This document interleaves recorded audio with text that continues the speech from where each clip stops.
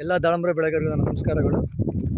ಸ್ನೇಹಿತರೆ, ಈಗ ಹತ್ತತ್ರ 45ರಿಂದ 50 ದಿವಸ ಆಗಿದೆ.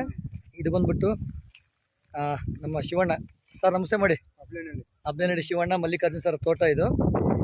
ಸ್ನೇಹಿತರೆ, ಅವರು ಯಾವಾಗ ಇದ್ರಲ್ಲಿ ಮಾಡಿರಲ್ಲ ಅವಾಗಿಂದ ಕೂಡ ತುಂಬ ಮಳೆ, ಎಲ್ಲ ಕಡೆ ಮಳೆ ಅಂದರೆ ಕ್ರಾಪ್ ಸೆಟ್ ಆಗುತ್ತೋ ಇಲ್ಲೋ ಅಂದ್ಕೊಂಡಿದ್ವಿ. ಬಟ್ ಇವತ್ತು ಪ್ರತಿಯೊಬ್ಬರು ಬಂದು ಕೂಡ ಚೆಕ್ ಮಾಡ್ಬೋದು. ನಾನು ನಿಮಗೆ ಒಳಗಡೆ ಸ್ಟ್ರಕ್ಚರಿಂದ ಹೊರಗಡೆ ಪ್ರತಿಯೊಂದು ಗಿಡ ತೋರಿಸ್ತೀನಿ. ಒಂದೊಂದು ಗಿಡಕ್ಕೆ ಕನಿಷ್ಠ ಅಂದರೂ ಕೂಡ 100ರಿಂದ 150 ಕಾಯಿ ಕಟ್ಟಿದೆ. ನೋಡಿ ಯಾವ ಥರ ಕಾಯಿ ಕಟ್ಟಿದೆ ಅಂತ.